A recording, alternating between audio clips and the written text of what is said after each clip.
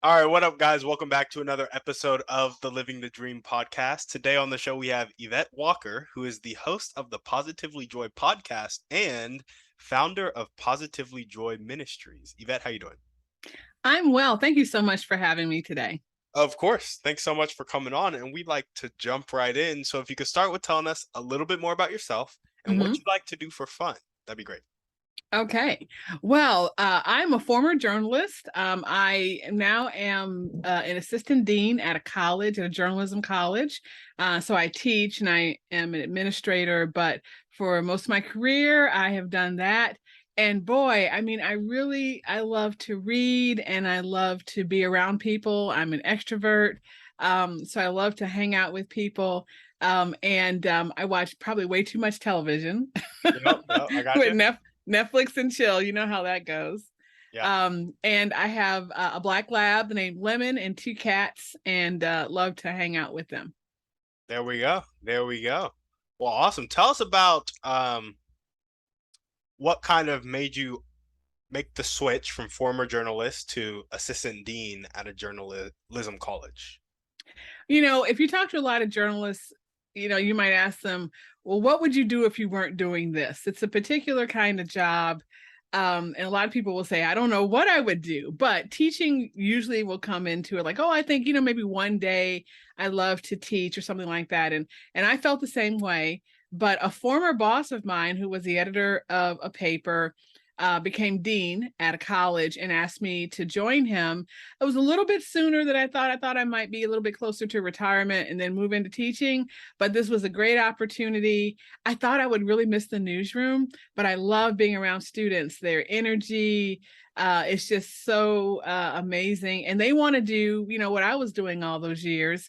And so it's exciting to be around them and just think about, the next generation of people that will be reporting and editing and writing and basically telling people important things that they need to know.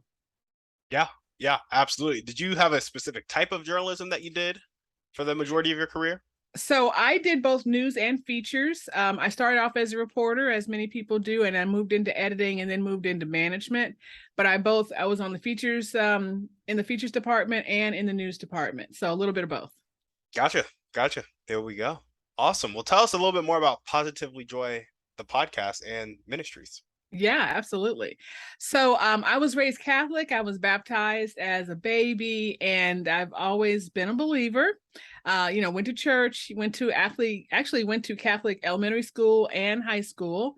And like I said, I've always been a believer. But over the years, we get involved in the world. We have to go out and find a job, and then you might get married or have a family or something. So you get busy. And even though you're still believing, you're not really taking the time to be a seeker, what I like to call be a seeker. Yep. And so over the years, I realized that I still believed, but there was something missing. And I didn't feel the same way that I felt when I was younger. When I was younger, and certainly believing and going to church, and I never stopped going to church, but I just felt like I had a personal relationship, a deeper connection with God that I felt like I didn't have that anymore. And I also felt like I wasn't probably, put enough time into reading his word, and I really wasn't hearing from him anymore like I did when I was a girl. So that made me kind of sad. And so in 2019, I had the opportunity to go to a retreat that was put on by singer-songwriter Rita Springer. She's big in Christian music. And while I was there, I had a little bit of a breakthrough and said, "Oh, this is what I have been looking for." Um, and things changed really, really quickly. I came back. I started writing a lot. I started writing music, the words. I'm not musical, but writing songs.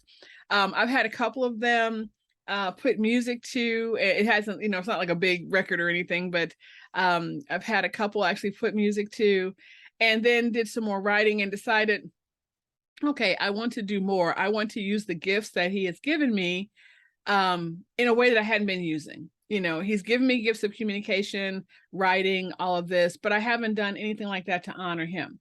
So I've been thinking about that, right? And then, of course, the pandemic happens. For a Mm. long time, I said, okay, I want to start a podcast. I've been saying that, and everything it would be so difficult, or something would get in the way. And I said, it can't be this hard, right? So we're at home during the pandemic. And I said, okay, I'm here. I have a computer. This can't be this hard. I'm going to figure this out. I am going to start a podcast on what I call the intersection of hair, beauty, and politics, Okay. which I think is actually still a great idea. And then the Lord said, no. He said, yeah, you're going to start a podcast, but it's not going to be on that. It's going to be on joy. And then I said, okay, I don't know what you're talking about. Like, what about joy? I really didn't know. Um, he actually gave me the name of the podcast. That's kind of a funny story. Being a journalist and now being a teacher, I'm pretty particular about grammar and spelling and things like that. So when I very first started the podcast, it was called like Finding Joy or Seeking Joy. But I soon learned that that was an unusual name. There were other podcasts like that out there. I said, okay, I need to change the name. In fact, if you go all the way back to episode 1, you will hear me say, welcome to the Finding Joy podcast. But again, I realized, okay, this isn't going to work. Lord, what should this podcast be? And he told me Positively Joy. And then I said, nope, that's not grammatically correct. Yeah. And he said Positively Joy. And I'm like, well, okay. I mean, literally, I would never have chosen that for myself. So why did he choose that name? I don't know. I've heard people tell me that, oh, it's catchy and I like it. And because for me, it would be Positively Joyous or Positively Joyful, but that is not what he said. And over the years, we're in our 4th season now. I think that he's been revealing to me what this joy journey is all about. And he wants people to understand that joy or having joy or looking for joy is not, it's not a feeling. It's faith in the Father. You can still have joy in your life even when you go through hard times. You don't have to be happy all the time. In fact, the only way to be completely content and satisfied is through him.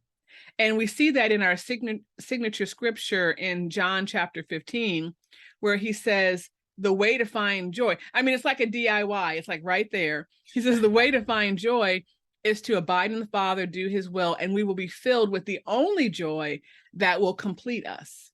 Yeah. And that's what we're looking for. I mean, people are chasing so many things. They're chasing jobs, they're chasing people, they're chasing, substances, right? To be satisfied and filled and complete. They're chasing food. I've had an issue with overeating, all my life.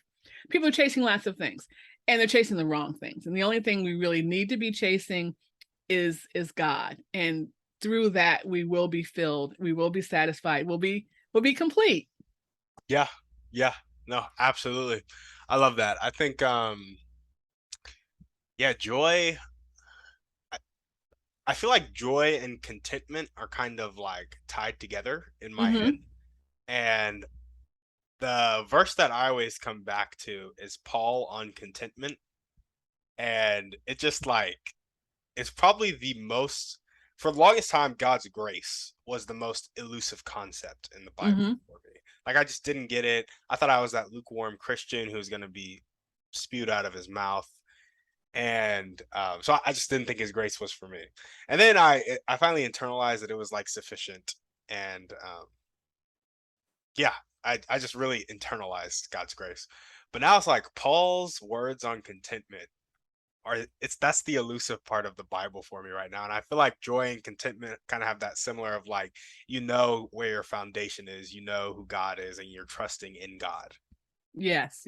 And I think that when people think about joy, they are pairing it with the physical joy. The fact that we are comfortable, we have money, we're happy with our physical situations, and and like you said, there is a connection, but true contentment goes past all of that. Yeah. Because God never promised us that bad things wouldn't happen. He just promised us that he'd be with us when that happened. And he's so faithful to us, right? So even when you're going through something, you can still be I don't know, you can be settled, you can be content, even when you're going through something, because you understand he's with us. That is a higher level kind of joy, I think, Yeah. that we should be striving for. And I think that this is the reason he started me on this path, because I just think that's a message he wants people to know, that he wants out there, that yes, I want all my people to have joy, but I want them to have my joy. And that's different than what you think joy is. Yeah. No, absolutely. I love that. Well, tell us a bit more about your motivation. What gets you up and keeps you going every day? Oh my goodness. So as I said, I'm an extrovert. I love being around people. And I do have a little bit, I'm very solution oriented. So I'm a bit of a fixer. I want to make sure things are happening, that they're right. And sometimes, I know that I'd have to slow down, turn my brain off. I'm the kind of person that sometimes, you'll be laying there and you just can't turn that brain off. It's hard to go to sleep. When I was a journalist, I was a copy editor for part of that time, and copy editors fix things. We want to make sure stories are correct and that there's no typos and there's no holes in the story and all of that.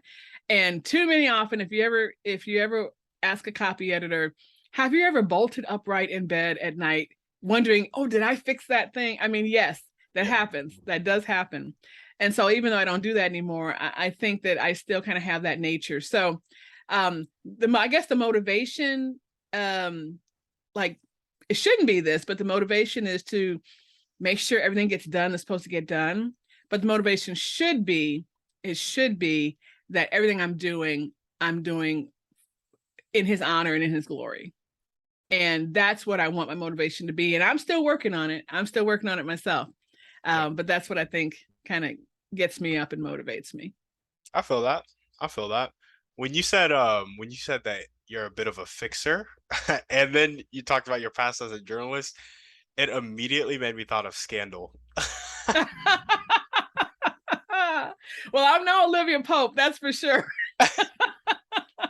It seems like that could almost be the trajectory. I get that she was a lawyer before she was a fixer, but to go from journalist to fixer, not that big of a jump. Okay, all right, I'll take it. She's pretty smart. I'll take it. Yeah, no, for sure. But I do love that, having your motivation be doing things to the honor and glory of God. And I think there is a kind of check your heart moment of, you can make sure stuff gets done and make sure it gets done to the honor and glory of God. And I think there is a Bible verse that talks about, whenever you're doing work, do it unto the Lord, because like, you don't serve man, you serve God. And so kind of like a representation of heaven. I don't remember which verse it is, but I know there's a verse that kind of talks about that. And so I think you can be about getting stuff done and doing it to the honor and glory of God, but it's like, you got to die to yourself first, right? Like, if you're doing it for your own ego. Yeah, no, it's so true. And the other thing is, and we're talking about this a lot in season 4, the new season, we have to be open to his prompting. We have to be open to doing things for him, but also understanding and listening, what do you want me to do? So the other night, I've been trying to go to bed early and get more sleep, right? So I woke up really early in the morning, very, very early, and I decided just to stay up. And so I said, okay, I'm just going to stay up. And I'm like, okay, I've been wanting to get up early and spend more time with you, Lord. Fine, I'm up now. Let's go ahead and do it. So I open my Bible, like my old physical Bible, and I said, okay, let's see what you got for me. So I held it closed and just let it fall open, and it fell open to Numbers, which for me is like, really? Yeah. I thought it was going to be like Isaiah or Psalms or something, because some of the Old Testament books, such as Leviticus, Deuteronomy, Numbers, those are the ones that are always still kind of pretty difficult to understand. Yep. Understanding the old laws. And it's, I finally realized that, there were laws in place for reasons. There were laws in place to commune with God. But then Jesus came, and we don't have to go through the same kinds of laws and rituals that they did, because Jesus came. So that makes more sense to me. But still, I think there's things to learn in the Old Testament. So when this came, I said, okay, we're going to do this. And so what I started to do was, I started looking around, and I found a reading plan on the Bible app. So actually right now I'm in the middle of a plan for the book of Numbers. It's called Jesus through the book of Numbers. It's through the Bible app, and I have an online community on Facebook, Positively Joy Facebook community, and we're going through it together. I said, okay, I'm going to do this. If you want to join me, let's look at Numbers. Let's understand what this book is about and how we can see Jesus in it. And that just came from waking up in the middle of the night, getting up and saying, okay, Lord, what you got for me? And so I think that is also, again, just being open to his promptings and taking advantage of opportunities he gives you. Yeah, yeah, no, absolutely. I I'm actually such a big fan of being open to his promptings, and I think a lot of us get prompted by Mm-hmm. God in ways that are really challenging. Mm-hmm. Like it's scary sometimes to get prompted by God, and I actually one of the things that I love to do is to help people get clarity on really goals and dreams. And I think our most true goals and dreams are in line with what God wants for our life. Yeah. And so I really feel like there's a person we're kind of called to serve, a way we're called to serve them. And I like to help people realize that and like go after it. And kind of getting those nudges of like, for some people it's starting a business, for some it's a nonprofit, for some people it's showing up in the workplace a certain way, for some people it's raising kids, for some people, it's different things for different people. um but yeah, just to like help people recognize that nudge. And it can happen during your devotional time. It can Yeah. happen through your colleagues. It can happen through some stranger that says some random thing that's like, oh, wait, should I be doing this right? It can be anything. And so I just love the fact that you are also pushing people to be aware of that call. Yeah, and where were you when I was still in the newsroom? Because you probably would have told me, "Hey, do this." So when I was still in the newsroom, as a journalist, you are supposed to be objective. You are not supposed to have an agenda. You're supposed to be fair and unbiased and give people news and information they need to live their daily lives, right? I always felt I had a very difficult time being open with my faith, because as someone who, several times I was in charge of the front page of the newspaper. And so I was making decisions about what's going on there, story placement, the whole thing. And I felt like my faith was not appropriate to be in there because I was supposed to be completely unbiased or whatever. And I will tell you, it's impossible to be completely unbiased. We're human, we're flawed humans, and we all have bias and agenda, but we just have to do the best we can, right? But for a long time, I never would have even thought of doing something like this, being open with my faith as I am now. And part of it is because I'm not in the, as full-time journalist anymore. But, I think back, like, why not? Could I have done that? And Yeah. again, where were you? You probably would have prompted me to say, hey, you need to get out there and do, because yeah, no, for real. I don't know the answer for everyone. And of course, in this country, we go through phases where it's not cool to talk about faith in the workplace or in schools, and then sometimes it is. But I think we do need to be true to who we are and true to our God. And so I don't know the answer for everyone, but that's something that I did experience. But now, and it might be easier just because of the job I have now, but I'm just so glad I made that decision. And I don't, I'm not worried about that like I was anymore. Yeah. Yeah, no, absolutely. I'm glad you made the decision too. It's a big one and it's an important one. Mm-hmm. And yeah, I think especially those conversations like in the workplace, the thing that I think is really cool about the gospel, really cool about God, is that he made all of us to long for him. Mm. And so the things that are most true about us and the things that are most true about him, it'll resonate with every human being on the planet. And so in the workplace, you do have to be cautious and Yes, respectful, you do. especially if you're a male and you're talking to other females. Like you can't enter into touchy topics. But if you start to like just ask people about themselves, like ask them. I like to start the place I like to start is really with dreams and goals, because when somebody has like a God given desire, but they like never have room to talk about it, when they start to talk about it, you start to see them, and then you can start to probe them on their dream and desire, and typically that dream or goal will latch back to like a God-given motive, right? Like Mm-hmm. maybe they were hurt, and because they were hurt and then they experienced love, they want to show other people love.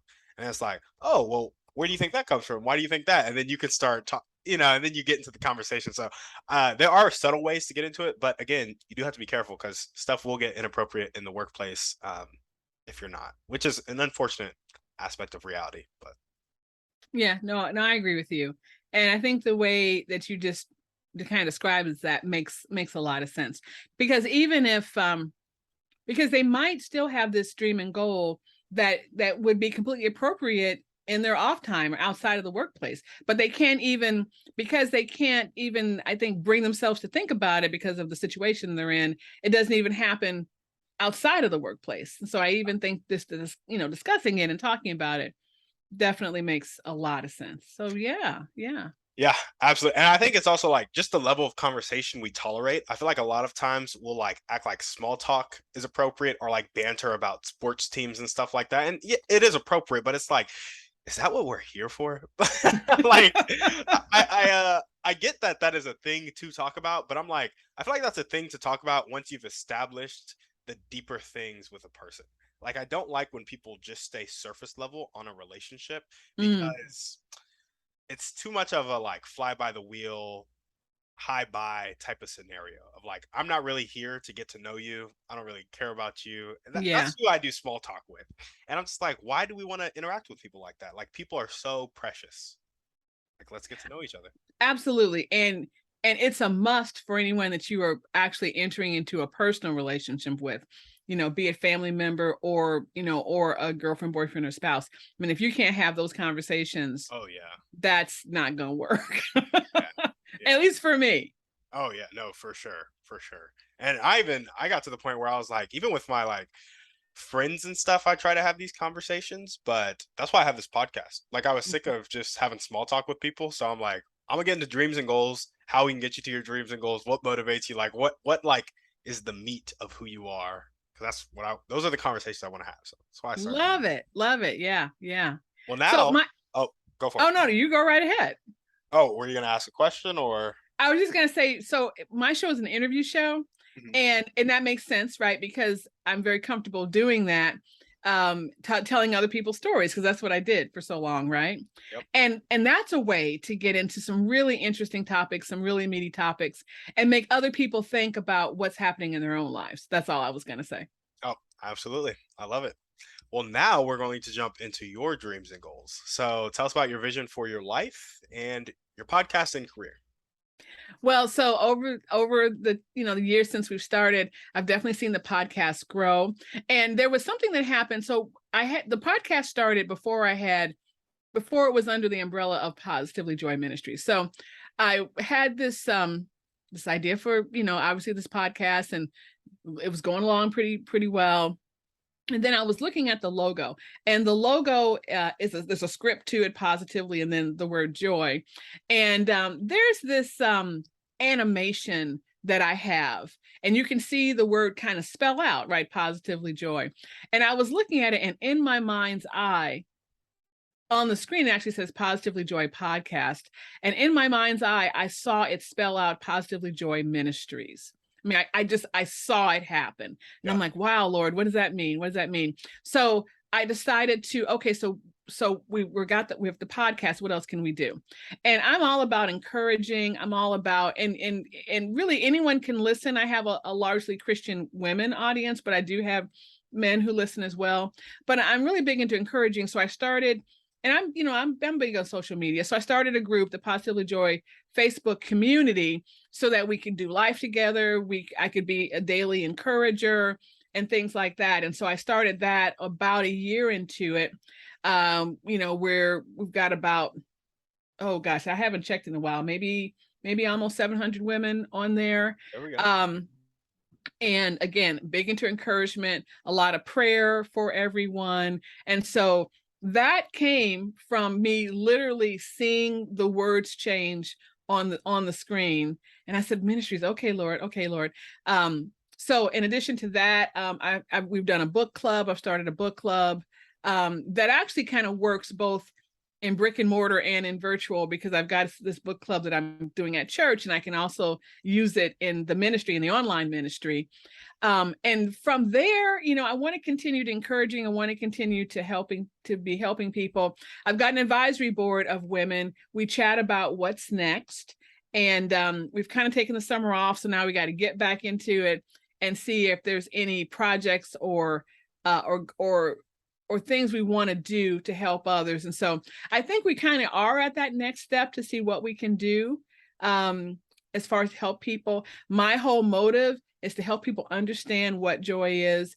The one thing he also prompted me to do is to write a book. And so I did publish a book late last year. It's called Whispering in His Ear. It's a devotional filled with life lessons, exercises, and prayers. And he gave me all of these because, again, it's a lot about finding God in the everyday. Yep. Being open to his promptings, like not just on Sundays, right? At the same time, understanding what joy is. And so I think I probably definitely have another book in me, one that is probably less a devotional and more of a study on joy. I got you. And I'm in the thinking stages right now.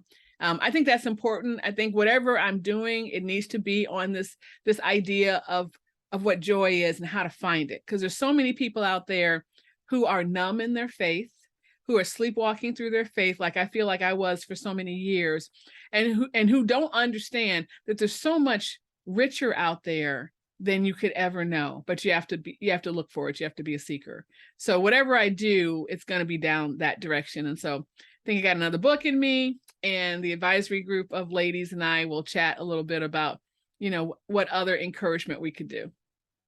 There we go. There we go. So continue to help and encourage people, and you're going to chat with the ladies about how to kind of do that, continue to help people understand what joy is, and write another book. Yeah. Awesome. That's the plan right now, but he may have something else. He may stop me. We'll see. Yeah. I haven't been writing as much music, but there is a song that, and actually in the devotional, it's a multimedia devotional. I've got QR codes in there so you can listen to some music and some spoken word and some stuff I've created. There's a Christmas song that I wrote that I think is pretty special, and I think one day will be out there in some way. So you never know. He may want me to write some more songs. We'll see. Sounds like he does. Awesome. Well, if there were one or two people that you could meet right now, and this could be a specific person or a type of person, and they'd really help you take the next step towards these dreams and goals, who would they be, and how would they help you? Okay. I've been fortunate to be able to meet some people. So I think what Dallas Jenkins is doing with The Chosen is so amazing. I've had a chance to meet him a couple of times and really kind of see how his dream has grown. So, I met him already, but I like to watch people who have dreams and see how they grow those dreams. And as I said, I've met Rita Springer. I would say, gosh, I don't know. I would say I can't really say a name, but the kind of person who also understands the importance of this idea of joy, and who also has been given a directive by God to help people understand why it's so important for us to recognize what true joy is. Whoever that person is, who has that same drive, and that we would work together and get to the next level. So I don't really know who that is, or even what kind of person that is, but it would need to be someone that God has directed like he has me, to talk about what true joy is and help people understand what that is. And maybe there are ways of doing it that I haven't done yet. So if you're out there. There we go. If there were ways of doing it that you haven't done yet, what would those ways be? Well, so it's kind of hard to know, but one place I haven't gotten into enough is into the video space. I'm on social media and I have, all the channels, but I've been primarily working on audio on the podcast. And so I would love to because we know how important video is. I think I could reach more people with more video. So work with a studio, get my studio together, and actually create more video content. That would be something that I know I need to do, but we can't do everything at once. And so that's something that would probably be in the video space, whatever it is. Yeah, yeah, for sure. I love that. And just curious, do you do any like one-on-one like sessions with people or group sessions with people in your Facebook group and stuff? So like coaching and mentoring, that is an Yeah, area. coaching, mentoring, consulting, whatever you want to call it. So kind of one-on-one. It's not official. That is something I've thought about, but there's so much to do. So I feel like he hasn't directed me to do that just yet. But I mean, I'm kind of a mentor at heart. I mean, I've been doing that for years just in my work. I think I have those chops. So when he tells me it's time, I can definitely see myself doing that. But yeah, unofficially for sure. We pray for each other, we encourage each other, we mentor each other in that community space. So yeah, if that should turn into something more official, like a real coaching or having a class or a master class of some kind. These are all ideas that I've had, but nothing, he has not told me to go in any one direction yet. So I'm keeping myself open to his promptings. Do you remember earlier on the podcast when you asked me, well, where were you when I was in the newsroom? Yeah. I was probably 16 or 17. Yeah, exactly. You were. I'm sure you were. Yeah. That's the first thing. But the second thing is, I actually, when I was like 15, 16, maybe 14, I took an entrepreneurship class at some point in high school, and I started a life coaching business. And now I would say the helping people find clarity and take massive action on that clarity is essentially that life coaching business, but I found a niche that like speaks to my heart, right? Which is younger kind of Christian entrepreneurs. And basically what I'm going to say is, who do you think is out there right now asking where you are when it comes to that? Oh boy, you got me. Wow. Yeah. That's the question I want to ask you, because yeah. I feel like the fact that you have the chops for it and it's even a thought in your mind is nudge enough to like take that step almost, because I know there are people out there who need that joy and they need it in a one-on-one fashion. They also need it in a group fashion, and they need some sort of like systematic way for you to interact with them and a community to interact with them. And they're just waiting for it, really. Like as soon as you pop up, they'll be like, oh, please. Oh, you are good. I will pray on that. Yes. Yeah, pray on it. Let me know. And yeah, there's somebody out there who needs it. So okay. Well, people can find me a couple different ways. Positivelyjoy.com is the website where you can get in touch with me a lot of different ways. Also Yvette at positivelyjoy.com. You can email me. And then I have a talk feature. If you go to positivelyjoy.com and click the talk tab, you can actually record a message, leave it for me, and I can hear your voice. So there's someone out there who kind of needs that one-on-one. Please let me know. This might be the beginning of something for sure. And I definitely want to be his hands and feet for sure. And one thing about me is, and you talked about what motivates me, I do way too much stuff. And sometimes you just can't do everything. You need to do what he's telling you to do. So I'm trying to be mindful of that. But I could see that happening. So yeah. Thank you for the nudge.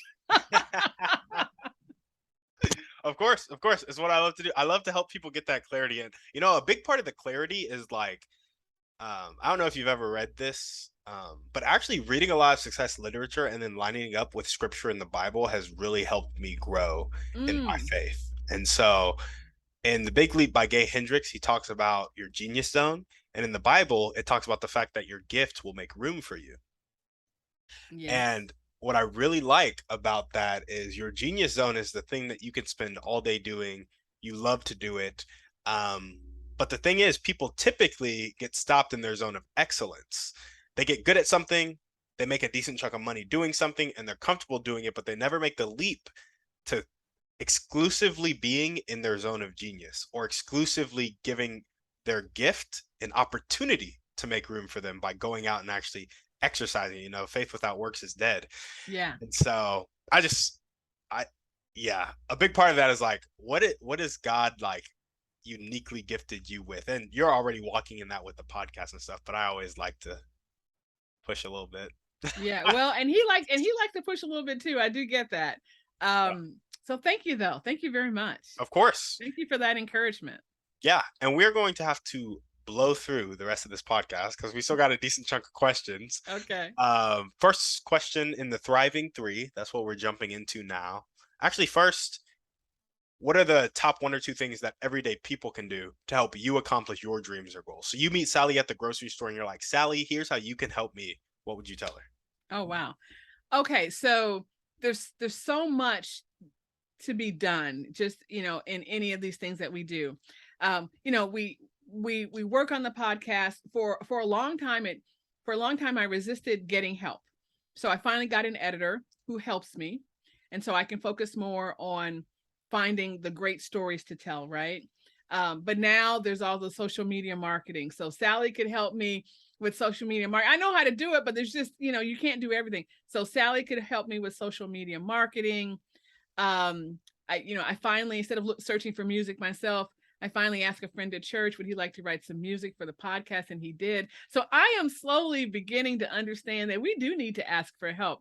We can't do it all ourselves. Sometimes it seems like it's easier to do it all yourself, but he does put people in your life to help you. So for right now though, probably Sally could help me with my social media marketing. There we go. There we go. Social media marketing. Love it. And now we're going to jump into our Thriving Three. First question is, what is your favorite book, movie, or podcast? Pick one. Oh, that's so hard. Um, oh, that's so hard. Well, okay, so I'm just gonna pick a favorite book that I have right now. It's called A Country Year by Sue Hubbell. It is about a woman and her husband who decided to live on a farm in the Missouri Ozarks, but the marriage didn't survive. So he left her to stay there and figure out what's going to go on. So she's on this farm trying to figure out like how can I be a farmer and how can I survive this winter? Then spring comes and I don't know what to do. So she just has to. It's not a religious book, but she finds something in herself to realize that I can do this. So she ends up keeping bees. She sells honey, and her whole life changes. And what I like about it was I could easily see, now she didn't write it this way, but I could easily see that you would be in a place of despair and thinking that you couldn't go on, but God put something in you. She found something in herself to know that she could go on and that she could start this honey business and just have this amazing life. And so that's a book that it's an older book. I read it a while ago, but it's kind of come back because other people that I know have been talking about it. So it's a great book. There we go. There we go. I love it. And what is one way you like to take care of yourself? Oh, I do love to get my hair done and all the girly things. So I do love to do that. Okay. There we go. There we go. And what is one action step you can take right now or continue to take if you're already doing it to meet that person who understands the importance of joy and wants to help others understand what true joy is? So the action step that I'm beginning to take is is meeting other women who are in my space. So I told you about the advisory group, but they are all spread out. There's three other ladies, really four ladies here in Oklahoma. We're all either podcasters or authors. We've decided we have a group now called the Oklahoma Ladies, and we're beginning to meet and talk about what we could do. I think it's important to just like churches find so much importance in small groups.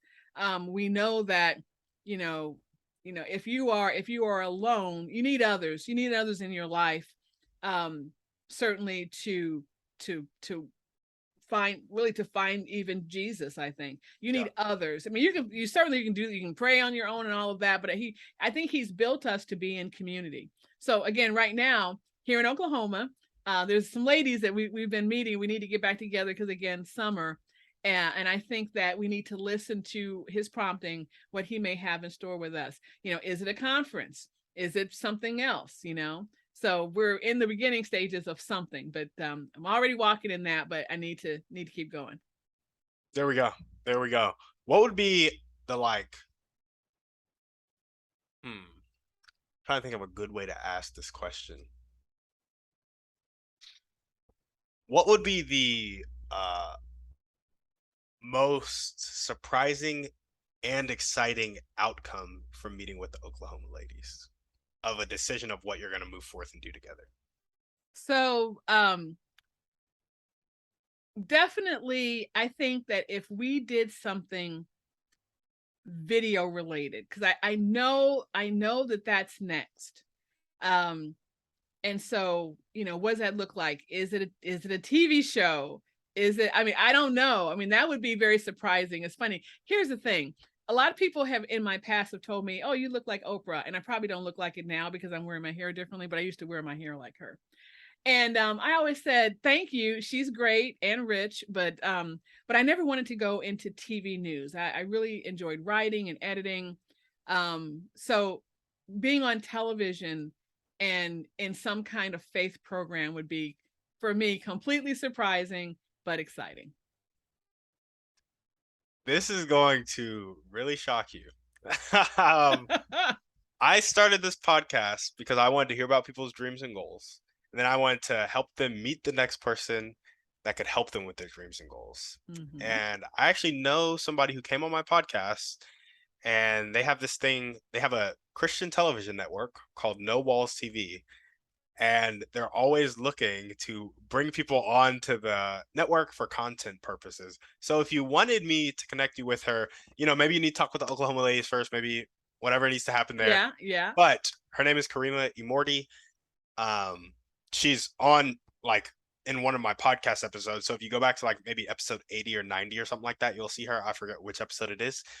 But yeah, she has a Christian television network. So if that's something you're really looking to do, we should talk. We should talk. Yes. Because here's the thing. Sometimes, you know, I think you do feel a prompting, just like the podcast. I've been wanting to do that podcast, not on joy, and want to do it on hair and beauty, right? But I've been wanting to do it for so long. Something always got in the way. It always seemed like there was a big mountain to climb. But then when I just sat down and did it, and he told me to do it on joy, it literally just happened. Yep. So I think sometimes when we're, you know, we may be prompted or we'll be thinking about something and we just make it too hard. Sometimes you just got to jump in. I do get that. I think planning is important. Sometimes I am a feet first type of person. But I will not say no. I will not say no. Yes, I would love the virtual introduction. That's exciting. Yeah, for sure. I will definitely make that virtual introduction and follow up with me because I've made some introductions before and people never really followed up with me to like tell me how it went. So I don't know if anything came of it. I want to know if something like comes of it, or if it doesn't, that's fine too. Yeah, of course I will. I'd do that. Awesome. Sounds good. Well, now we're going to jump into our final series of questions, and these require a bit of pretext. I did not send them beforehand. So if you don't know the answer, feel free to say, I don't know. And yeah, just kind of stick with me as I read them. Cool. Okay. So a lot of people have come on the podcast and they've said that the catalyst that helps people change from having a fixed mindset, not willing to accept help and not willing to accept change, to having a growth mindset, being willing to accept help and being willing to accept change. The catalyst that has helped people make that switch is a personal choice that happens after either extreme inspiration or extreme desperation. Do you agree, disagree, have anything to add or subtract?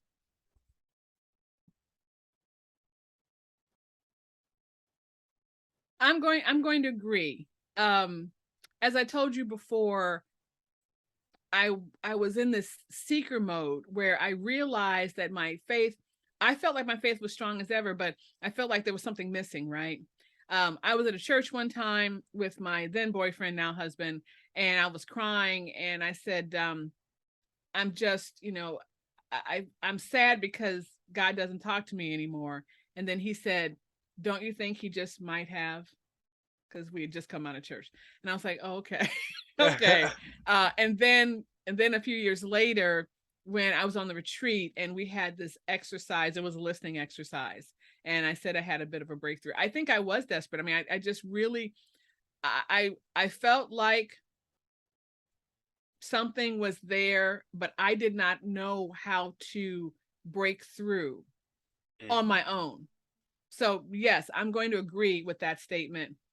For me, of course, everything is based on what he wants for us. So I would say that that desperation needs to be for more of him, Yep. and then he will answer that. Does that make sense? Absolutely. Okay. Absolutely. And given the same amount of extreme inspiration or extreme desperation, why do you think some people make the choice to change and others don't? It's the amount of openness you have. A lot of us are really closed off. Maybe we've been hurt before. There have been a lot of people who have been hurt by the church or hurt by others. Um, and it's not necessarily their fault at all. But that's one thing that I am preaching and encouraging, that we should be really open to his inspiration and to his promptings. And I was the kind of person, believer, who didn't read the Bible. I didn't grow up reading the Bible. There are lots of churches that are more Bible based, or really, wants to have you in the Word all the time. And there are some that you celebrate on a couple times a week, and you read scripture there, but maybe you're not really encouraged to spend a lot. So I really, my whole life hadn't been in the Bible much. Last 5 years, last 6 years, I'll say that I've probably been in the Bible more than any other time in my life. And reading his word and understanding that wisdom that he has for us, I think can help us, especially if we are closed off and not willing to be open. So I think, I know we always say jump back in the word, jump back in the word, and that can be hard. I'll tell you one way I did it. So I'm not a particularly perfect artistic person, but I'm a creative. And there is something called Bible journaling. And one of the first things I did, even before the conference, because this has been a journey, right? Bible journaling is where you create artwork in your Bible. Mm. And I know some people say that's sacrilegious, but it's a different Bible. You have like a Bible for study, and then you have a Bible that you literally draw in and create artwork.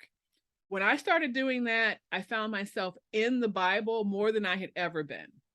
So you're in the Bible, you're reading the Bible, you're inspired by something that you read, and you create artwork.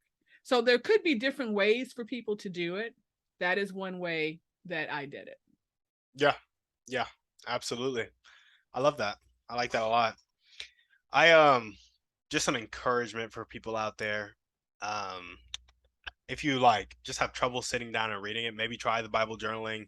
I prefer like prayer walks typically, and so I'll pick a scripture that I'm just meditating on, and I'll walk and meditate on that scripture. And then Literally walk. yeah. Okay. Yeah, yeah, Okay. yeah. I get out and I walk in nature because I just Mm-hmm. it just feels good. Yeah. Yeah. It's Absolutely. easier for me to feel his presence. Um or it in fact, we're about to mention Atomic Habits pretty soon here, but in the book he talks about building habits and starting small, and if it's like really a struggle for you, just open it and read one word. Mm-hmm. Like just read one word and then do that for like 2 weeks and then read 2 words a day, and like just keep going like that, and like just build the habit, and then like just sit there in silence and like ask ask him to feel him basically, and Yeah. pray, Yeah. and Yeah. just some encouragement. It doesn't have to be anything crazy. You don't have to be spending 2 hours a day. Maybe that's your goal. Maybe you want to get up to there, but Mm-hmm. I think it's important that you don't beat yourself up. Like even that you just said, some people might call the Bible journaling sacrilegious, but it's like if that's how you're spending time with God, would God rather Right. you not spend time with Him?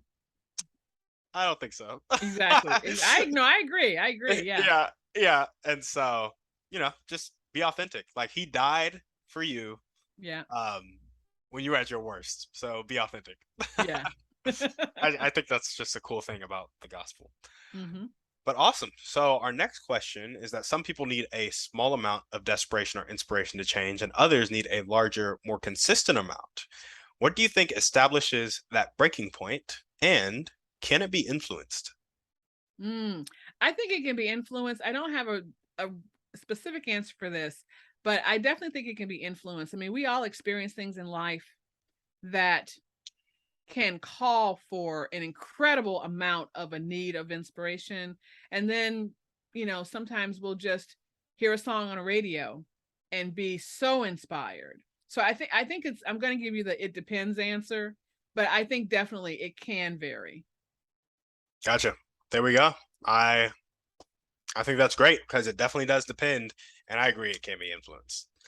Awesome. Well, our last question for you is now going to mention atomic habits. So before I ask this question, I want you to keep in mind a person who has a really fixed mindset. They're not willing to accept help and they're not willing to accept change. Okay. Awesome.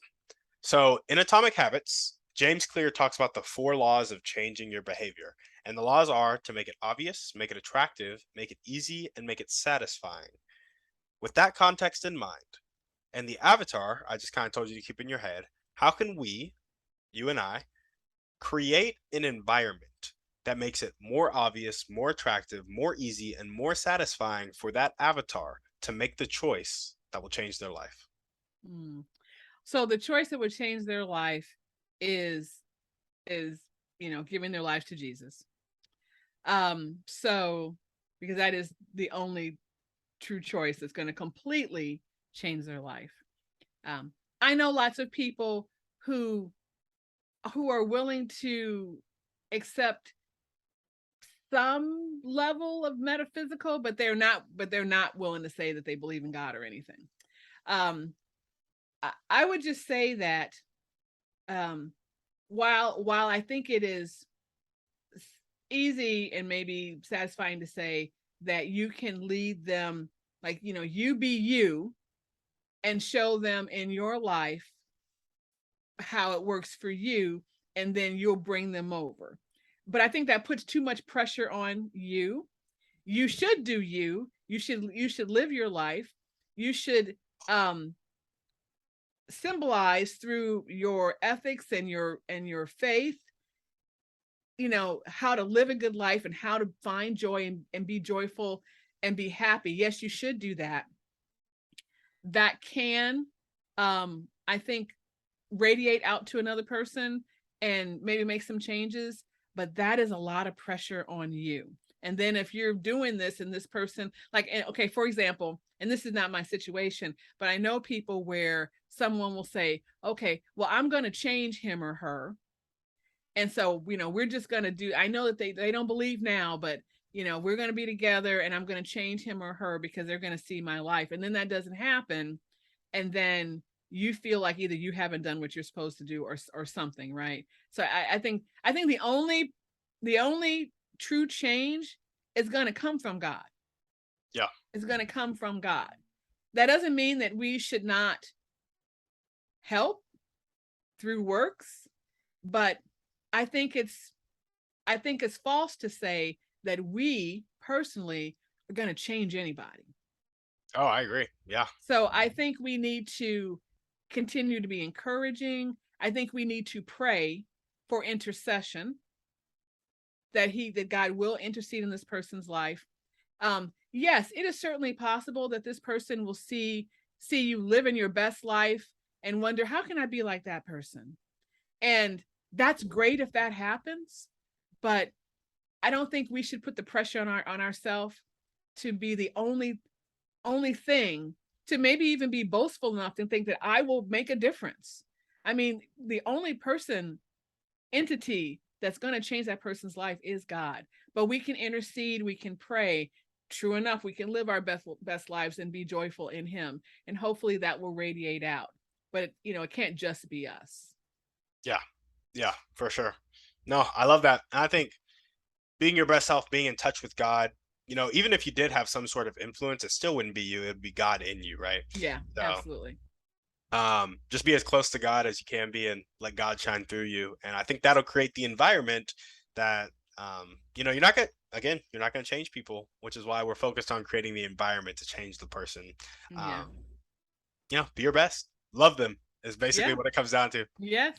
Love God, love people. Yep. Love God, Yep. love That's the 2 commandments. people. There we go. Well, Yvette, is there anything else you want to chat about before we sign off?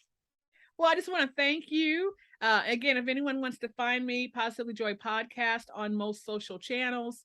My book, Whispering in His Ear, is available at Amazon, and I'm about to follow that with a study guide for that devotional. Hopefully will be out this fall. And then the podcast publishes weekly every Thursday, sometimes twice a week. I got a two for this week going on. With a couple of great stories by women who've had great encounters with the Lord, and they share that with us. And again, go to positivelyjoy.com if they want to know more, or find me. There we go. Well, Yvette, thank you so much for coming on the show. Thank you so much for having me. Of course. And if you guys are listening to this and you loved what Yvette had to say, again, all the ways to contact her will be down in the show notes.